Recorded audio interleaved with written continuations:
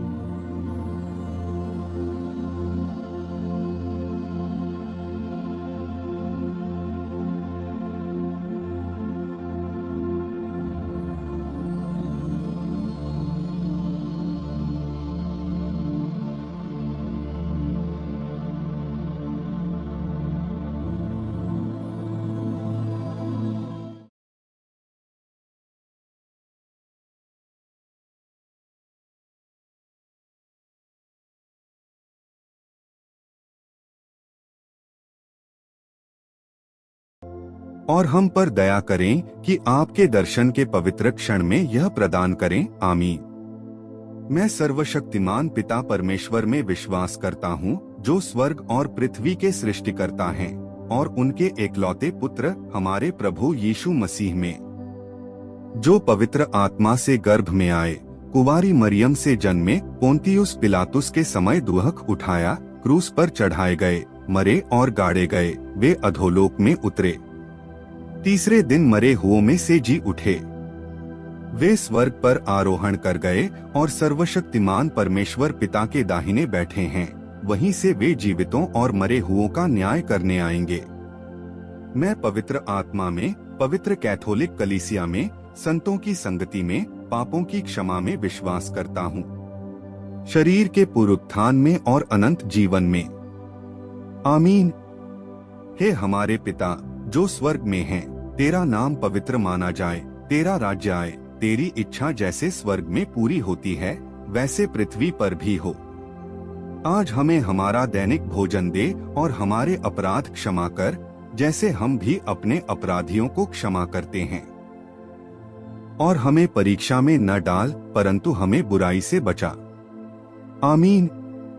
हे मरियम, अनुग्रह से परिपूर्ण, प्रभु तुम्हारे साथ है, तुम स्त्रियों में धन्य हो और तुम्हारे गर्भ का फल यीशु धन्य है। हे पवित्र मरियम, परमेश्वर की माता, हम पापियों के लिए अभी और हमारी मृत्यु के समय प्रार्थना करो। आमीन। हे प्रभु, आज सुबह हम आपका नाम पुकारते हैं और विनती करते हैं। हे प्रभु, हम प्रार्थना करते हैं कि आपका नाम लेने वाला एक भी बेटा या बेटी कभी शर्मिंदा न हो। हे प्रभु, आपकी वापसी को याद करते हुए हम प्रार्थना करते हैं। आज सुबह हम आपके पवित्र घावों को नमन करते हैं और उनकी पूजा करते हैं। हे प्रभु, हम प्रार्थना करते हैं, तू जो हमारे लिए क्रूस पर चढ़ाया गया, तू जो हमारे लिए क्रूस पर घायल हुआ।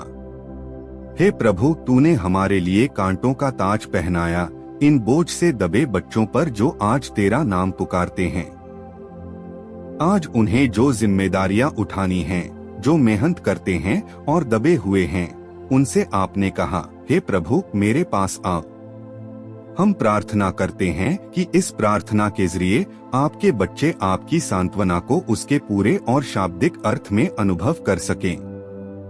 हे प्रभु, आपके बच्चे अभी भी जिस भी बात से परेशान हैं, हम प्रार्थना करते हैं कि आज रात 7 बजे तक उसका हल निकल आए। यह कोई फाइनेंशियल मामला हो सकता है, यह कोई कोर्ट केस हो सकता है, यह प्रॉपर्टी की बिक्री या खरीद हो सकती है, या कोई इंतजार किया हुआ पत्र, या कोई ईमेल, या कोई इजाजत। यीशु, जो कुछ भी रुका हुआ है, ऐसी हर रुकावट आपके नाम से दूर हो जाए। 39 सालों से मैंने जो पवित्र मिस्सा चढ़ाया है, उसके पुण्य से और कृपासन की वेदी पर जीवित प्रकट हुई माता की प्रार्थना से मैं इसे यीशु के नाम पर जाने की आज्ञा देता हूँ। बीमार, दुखी, जिनके मन में बोझ है, जिनके परिवार टूट रहे हैं, जो अपने बच्चों की वजह से दुख झेल रहे हैं, बेघर लोग जिनके पास कोई रास्ता नहीं है, हे प्रभु, उन सभी के लिए आपकी दिव्य संभावना एक अच्छा और नया रास्ता खोले। हे प्रभु, उनकी मदद कर कि वे खुद वह रास्ता खोज सकें और पास और दूर के बच्चों की और उन मामों और पिताओं की जो कुछ फोन कॉल से मिली दर्दनाक सच्चाइयों के बाद दुखी हैं। हम उनके दुखों को प्रभु की पवित्र उपस्थिति के सामने रखते हैं। हे ईश्वर, हम उन लोगों के लिए प्रार्थना करते हैं जिनके बच्चे नहीं हैं, और उन लोगों के लिए भी जिनकी स्कैन रिपोर्ट में कहा गया है कि गर्भ में पल रहे बच्चे में विकलांगता है। हे प्रभु, हम प्रार्थना करते हैं कि अभी आप अपना पवित्र घायल दाहिना हाथ रखें और अपने हाथ उन लोगों के गर्भ पर रखें जिनके बच्चे नहीं हैं।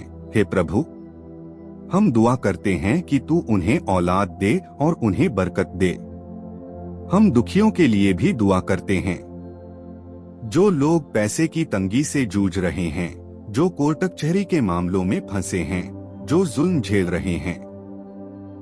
उन लोगों के लिए जो तारीखें तय करने के बाद उन्हें पूरा नहीं कर पाते और बड़ी बेचैनी में पड़ जाते हैं और इस वजह से मानसिक उथल पुथल झेलते हैं। प्रभु की दया उन पर बरसती रहे। प्रभु खुद उन्हें इन सभी संघर्षों से उबरने के लिए नए रास्ते दिखाए। हिम्मत रखो, मैं तुम्हारे साथ हूँ। उन्हें प्रभु की मौजूदगी का अनुभव करने की कृपा मिले जो उनके करीब आ गया है। जैसे ही मैं आपके परिवार को उस धन्य माँ के हाथों में सौंपता हूँ जो कृपासन में जीवित प्रकट हुई थी, मैं आपको पिता के नाम पर आशीर्वाद देता हूँ और पुत्र और पवित्र आत्मा का। मेरे प्यारों, पवित्र मरियम का करार जो हमने प्रभु की मौजूदगी में किया है और इसे पूरा करने के प्रोसेस में हम जो तरीका अपनाते हैं वह बहुत मतलब वाला विषय। अप्रोच से हमारा मतलब है हेड टू टेल अप्रोच, यानी सिर से पूंछ तक। दूसरा तरीका पूंछ से सिर तक है, मतलब पूंछ से या पेट से सिर तक। अब जब बात कवनेंट की आती है तो यह असल में कैसे होता है? जैसा कि हम जानते हैं, रिजेक्शन रेट ज्यादा होगा। अगर यह पेट से सिर की ओर आता है तो रिजेक्शन रेट ज्यादा होगा। लेकिन जब हम कहते हैं सिर से पूंछ की ओर, मुंह से पेट की ओर, हम जानते हैं कि यह वह नेचुरल रास्ता है जिससे खाना जाता है। हम जो खाना खाते हैं वह शरीर उसे अपना लेता है ना? यह सिर से नीचे की ओर जाता है। अब रिजेक्शन क्या है? रिजेक्शन तब होता है जब खाना पेट से मुंह तक आता है, उल्टी वगैरह। रिजेक्शन का मतलब है कि खाना मुंह के जरिए रिजेक्ट होता है, पेट से मुंह तक आता है। खाना खाने का मतलब है कि यह मुंह से पेट तक जाता है। इससे ही पता चलता है कि अप्रोच में प्रॉब्लम है। जब हम रिजेक्शन की बात करते हैं तो यह लीगल रिजेक्शन नहीं बल्कि नेचुरल रिजेक्शन होता है। उसी तरह हमारे कवनेंट का भी एक अप्रोच है। अगर हम सही तरीके से देखें तो परमेश्वर ही मुखिया है, क्योंकि परमेश्वर को प्राथमिकता दी जानी चाहिए। हमें अपनी जरूरतों से ज्यादा परमेश्वर को प्राथमिकता देनी चाहिए। हमें परमेश्वर को प्राथमिकता देनी चाहिए और फिर वाचा के अनुसार जीना चाहिए। वाचा में क्या है? वह जो कहता है वही करना है। जब हम कहते हैं करो तो कौन करता है? हम करते हैं। लेकिन सबसे पहले कौन बोलता है? वही बोलता है। सबसे पहली प्राथमिकता परमेश्वर की है। जब हम कहते हैं कि हम वही करेंगे जो वह कहते हैं, तो हमें इसे परमेश्वर को अपनी प्राथमिकता बनाकर करना चाहिए। इसीलिए यीशु ने सबसे पहले कहा, मत्ती 6:33, तुम्हें सबसे पहले राज्य की खोज करनी चाहिए। राज्य सिर है और उसकी धार्मिकता, इसके साथ ही अन्य सभी चीजें भी तुम्हें दी जाएंगी। यह एक एक्सेप्टेंस है। लेकिन अगर हम रिजेक्शन की ओर बढ़ते हैं, तो लोग पहले निशानियां ढूंढना शुरू करेंगे और उन्हें ठुकरा दिया जाएगा। क्या प्रभु ने यह नहीं कहा कि ऐसा इसलिए है क्योंकि तुमने निशानियां देखी हैं? प्रभु ने कहा कि उन्हें दूसरी जगहों पर भी प्रचार करना होगा। एक रात और अगले दिन रोटियों को बढ़ाने के बाद जब लोग आए तो क्या प्रभु ने उन्हें अस्वीकार नहीं किया? यूहन्ना 6:26, मैं तुमसे सच सच कहता हूँ कि तुम मुझे इसलिए नहीं ढूंढते कि तुमने कोई चिन्ह देखे, बल्कि इसलिए कि तुमने रोटियां खाकर पेट भर लिया और तृप्त हो गए। फिर वह कहता है, आओ हम उठकर दूसरी जगहों पर जाएं, क्योंकि वहां भी मुझे प्रचार करना है। आइए एक छोटी सी घटना पर गौर करें।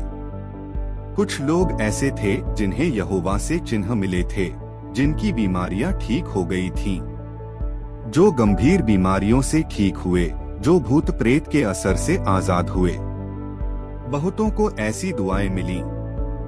फिर भी जब वे फिर आए तो प्रभु ने उन्हें अस्वीकार कर दिया। इसे समझने के लिए मार्क 1:32-34 पढ़े।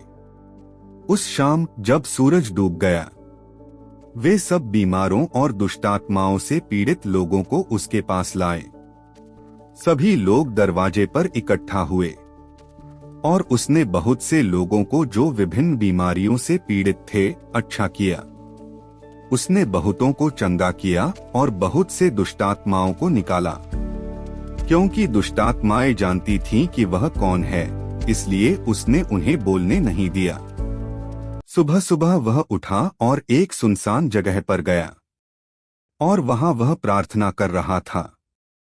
शमौन और उसके साथ के लोग उसे ढूंढने निकले। जब उन्होंने उसे पाया तो उससे कहा, उसने कहा, हर कोई तुझे ढूंढ रहा है। आओ हम आसपास के नगरों में चलें, ताकि मैं वहां भी उपदेश दे सकूं। यह अपने आप में अस्वीकार है। क्या आप समझते हैं? पिछली रात हुए इलाज के बारे में जानकर लोग एक बार फिर इलाज पाने के लिए प्रभु के पास आए। मैं हेड टू टेल के बारे में यही कह रहा था। हम भगवान से अपने मुद्दों तक आ सकते हैं, लेकिन हमें मुद्दों से भगवान तक नहीं आना चाहिए। कुछ लोगों के लिए उनकी परेशानियां उन्हें कभी भगवान तक नहीं ले जाती। जिन लोगों को पिछली रात ठीक किया गया था, वे घर पर ही रहे। अब उनके लिए परमेश्वर की जरूरत नहीं थी। इसीलिए यीशु ने उन्हें अस्वीकार कर दिया। जब लोग परमेश्वर को खोजे बिना सिर्फ आशीर्वाद चाहते हैं, तो रिजेक्ट होने का खतरा रहता है। यीशु यही कह रहे हैं। मरकुस 1:38 पढ़े। आओ हम आसपास के नगरों में चलें, अर्थात उसने उन्हें छोड़ दिया और आगे बढ़ गया। वहां भी मुझे प्रचार करना है, क्योंकि मैं इसीलिए आया हूं। यीशु इस बारे में साफ हैं और हमें भी साफ होना चाहिए। चर्च को भी साफ होना चाहिए। यीशु क्यों आए? वह मुक्ति का सुसमाचार लेकर आए। कुछ समय बाद हम भूल जाते हैं कि वह क्यों आया था। समय बीतता जाता है और उसका मकसद याद रखने के बजाय हम कई दूसरी चीजें करने लगते हैं। लेकिन यीशु अपने मकसद के बारे में जानते हैं। मैं इसीलिए आया हूँ उद्धार की खुशखबरी सुनाने के लिए, आत्माओं के उद्धार के लिए सुसमाचार। अगर हमें पता है कि हम इसीलिए हैं, तो हमारा आंदोलन सिर से पूंछ तक होगा। इसे ही सुसमाचार के काम करने वालों की सफलता कहते हैं। हर चीज में परमेश्वर को पहला स्थान देना और सभी मामलों को दूसरा स्थान देना। कवनेंट का मतलब है सिर से पूंछ तक का मूवमेंट। असाधारण दिव्य अनुभव आपको भी हो सकते हैं। अगर आपने अभी तक इस YouTube चैनल को सब्सक्राइब नहीं किया है, अभी सब्सक्राइब करें। इस वीडियो को अपने दोस्तों के साथ शेयर करें और प्रभु के संदेशवाहक बनें।